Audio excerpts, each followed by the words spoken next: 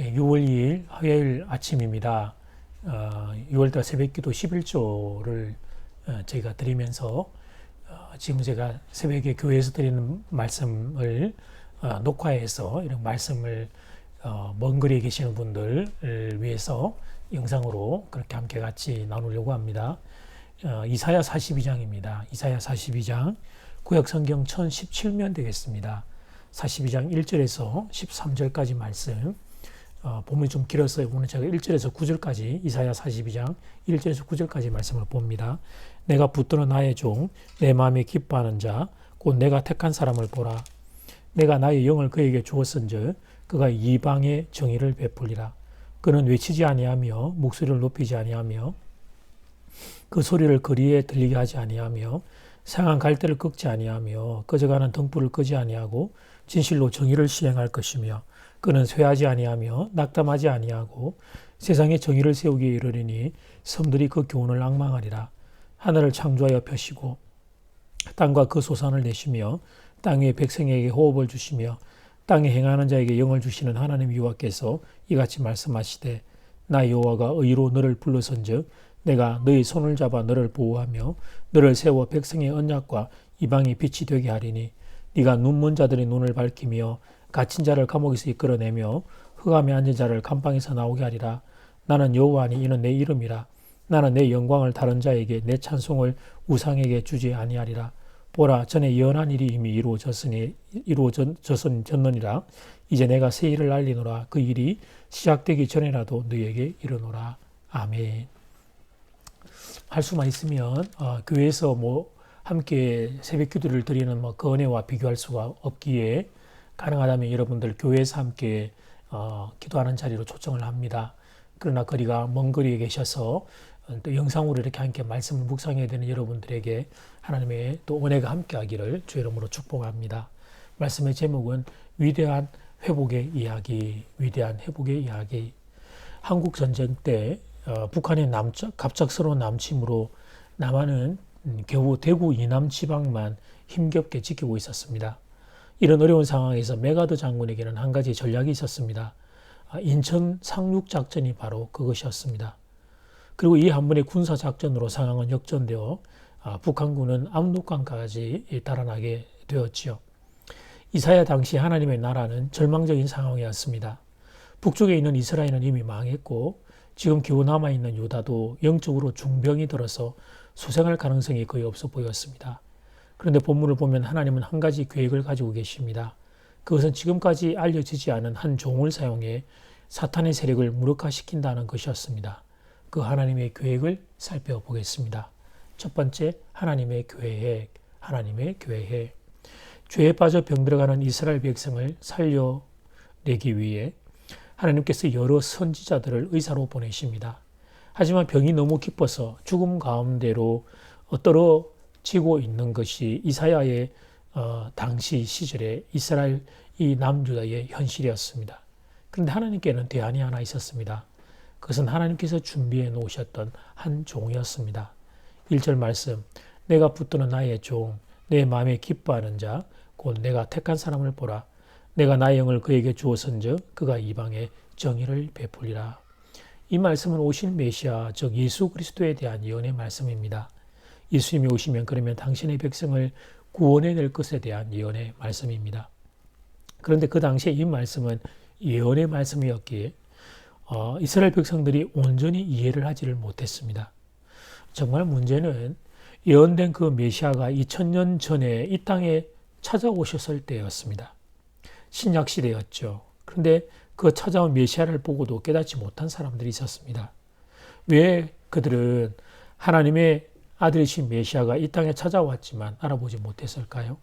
그 답은 메시아가 종의 모습으로 오셨기 때문입니다.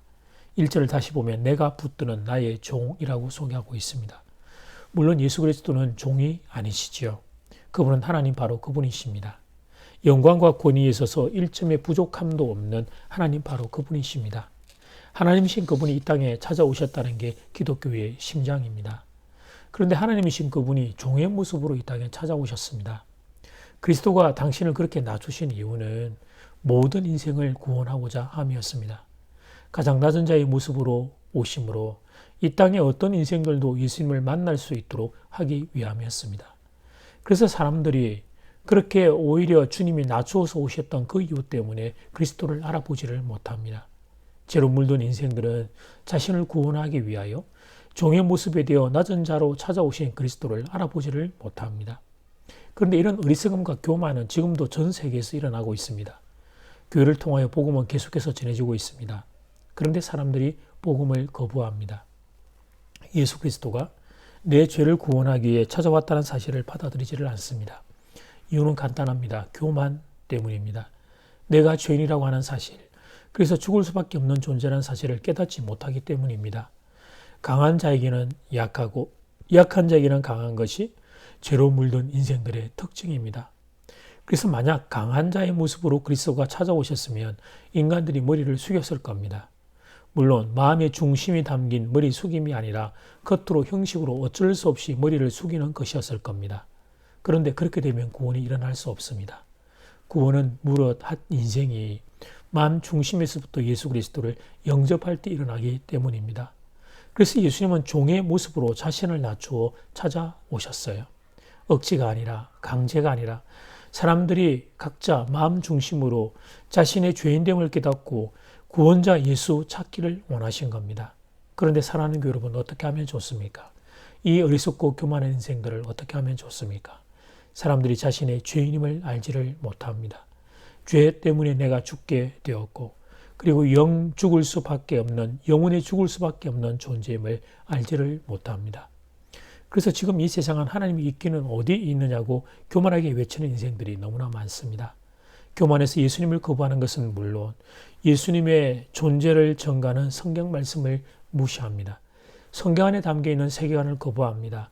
그리고 죄로 물든 인생, 자신들의 욕심을 관철하기 위한 세상의 세계관을 만들어 주장합니다. 예를 들면 간통죄의 폐지와 동성애의 옹호가 그 좋은 예지요. 그러면서 사람들은 그런 자신들이 가장 똑똑하고 가장 현대적이라고 자랑합니다. 이런저런 세계관의 가치들을 단어를 만들어 그 기치로 내세우고 사람들을 그 죽음의 자리로 미혹합니다. 그런데 어떻게 하면 좋습니까? 죄인인 인간들은 자기 마음대로 살고 싶은 인간들은 그 유혹에 넘어가 끌려가고 있습니다. 자신이 죄인임을 깨닫고 어떻게든 죄를 떠나 예수님께로 가야 구원이 있는데 그런데 사람들이 오히려 죄를 향하여 더 가까이 가고 있습니다. 그래서 주님이 팔복에서 이렇게 말씀하셨습니다. 심령이 가난한 자는 복이 있나니 천국이 저희 것입니다. 사랑하는 교회 여러분, 우리는 마음이 가난해야 되겠습니다. 예수님, 저는 죄인입니다.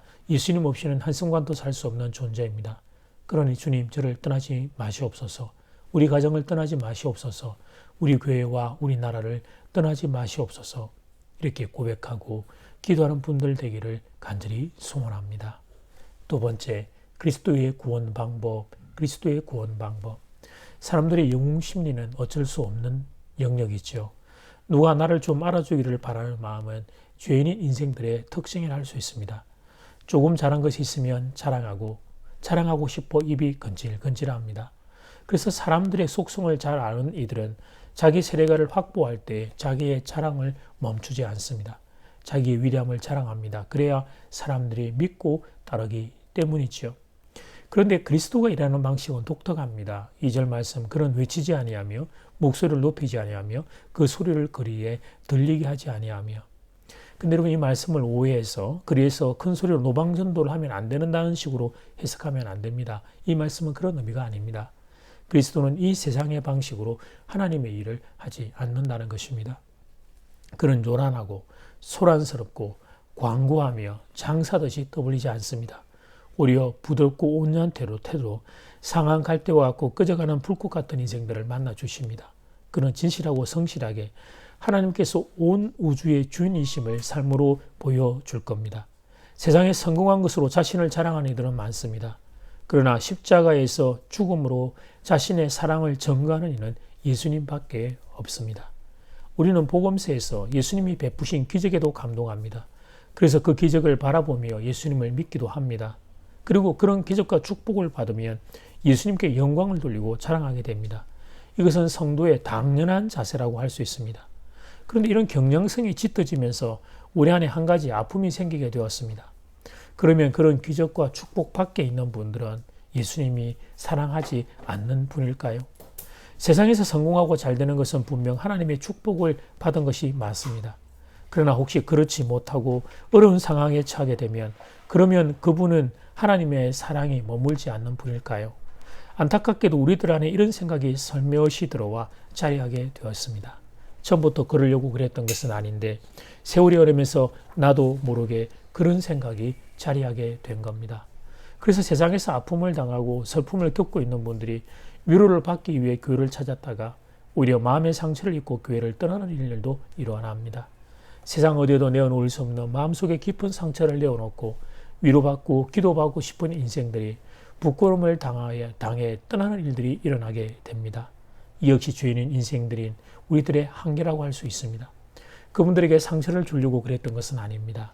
다만 내 생에 일어난 기적과 축복을 자랑했을 뿐이죠. 그런데 그렇지 못한 분들은 그것이 또 그렇게 상처가 되었던 것입니다. 그래서 우리들의 인생의 진정한 위로자는 예수님 한 분밖에 없습니다. 예수님은 십자가를 지신 분이기 때문입니다. 예수님은 한 인생에 경험할 수 있는 최고의 아픔, 최고의 고통을 경험하신 분입니다. 사람들에게 배신당하고 버림받으셨습니다. 침뱉음 당함과 수치와 수모를 당하셨습니다. 채찍질을 받고 못 박힘에 이루 말할 수 없는 고통을 당하셨습니다. 그래서 우리의 주님은 상처 입은 치유자이십니다. 높은 곳에서 우리를 위로하는 분이 아니라 낮은 곳에서 가장 낮은 곳에서 우리를 껴안아 우리의 눈물을 닦아주시며 우리의 상처와 아픔을 만져주시는 진정한 위로자가 우리 주님 예수 그리스도이십니다. 3절 말씀, 상한 갈대를 꺾지 아니하며 꺼져가는 등불을 끄지 아니하고 진실로 정의를 시행할 것이며 예수 그리스도는 상한 갈대와 같은 인생을 꺾지 않으십니다. 꺼져가는 등불을 끄지 않으십니다. 당신이 그런 시간을 통과하셨기 때문입니다. 당신이 그런 인생을 사셨기 때문입니다. 예수님 당신이 그런 인생의 서러움과 슬픔을 아시기 때문입니다. 그래서 우리 예수님이 최고의 위로자이십니다. 이 사실을 알았던 히브리서 기자는 이렇게 고백합니다. 히브리서 4장 15절 16절 말씀, 우리에게 있는 대제사장은 우리의 연약함을 동정하지 못하실 리가 아니요 모든 일에 우리와 똑같이 시험을 받으시니로되 죄는 없으시니라. 그러므로 우리는 긍휼하심을 입고 때를 따라 돕는 은혜를 얻기 위하여 은혜의 보좌 앞에 담대히 나아갈 것이니라. 그래서 이 세상에서 상처 입고 깨어진 분들을 예수님께로 초청합니다. 상한 갈대를 꺾지 않으시고 꺼져가는 등불을 끄지 않는, 아니 그런 인생들을 가슴에 껴안고 위로하시는 예수님께로 여러분을 초청합니다. 예수님 오늘 말씀으로 여러분을 위로해 주시기를 기도합니다. 주님 품에 안겨, 그 주님의 품에 안겨 여러분 마음껏 우시고 하늘에 살아있는 위로 받게 되기를 주 이름으로 축복합니다. 이 시간 함께 같이 기도드리겠습니다. 종으로 오신 예수님, 우리를 모두를 구원하기 위해 낮은 자로 오신 예수님, 그런데 주님 우리의 마음이 높아서 그 주님을 멀리하는 어리석음이 우리에게 없기를 간절히 소원합니다. 심령이 가난한 자 복이 있나니 천국이 저희 것입니다. 주여 낮은 마음 가난한 마음으로 하나님 우리를 찾아오신 주님과 늘 함께 동행하며 그 주의 은혜 안에 머무는 우리 모두가 될 수 있도록 주여 우리의 심령을 하나님 가난한 자가 될 수 있도록 붙잡아 주시옵소서. 더 나아가 십자가를 통과하셨던 예수님, 사람이 겪어야 될 모든 고통과 모든 아픔을 친히 겪으셨던 예수님, 그래서 상한 갈대와 같고 꺼져가는 등불을 끄지 않으시며 그들을 만지시며 살리시며 회복시키기를 원하시는 주님, 이 시간 찾아오셔서 상한 갈대와 같고 꺼져가는 등불과 같은 인생들을 위로하여 주시옵소서. 아버지 하나님, 그 상처와 아픔을 만져주시고 눈물을 닦아주시고 진정한 위로자이신 예수 그리스도로 말미암는 하늘의 위로가 살아있는 성도들 위에 임하게 되기를 그 주님 위로받고 다시 일어설 수 있도록 함께하여 주시옵소서. 예수님 이름으로 기도드립니다. 아멘. 하늘에 계신 우리 아버지여, 이름이 거룩히 여김을 받으시오며 나라가 임하시오며 뜻이 하늘에서 이루어진 것 같이 땅에서도 이루어지이다. 오늘 우리에게 일용할 양식을 주시옵고 우리가 우리에게 죄 지은 자를 사하여 준 것 같이 우리 죄를 사하여 주시옵고 우리를 시험에 들게 하지 마시옵고 다만 악에서 구하시옵소서. 나라와 근세와 영광이 아버지께 영원히 있사옵나이다. 아멘.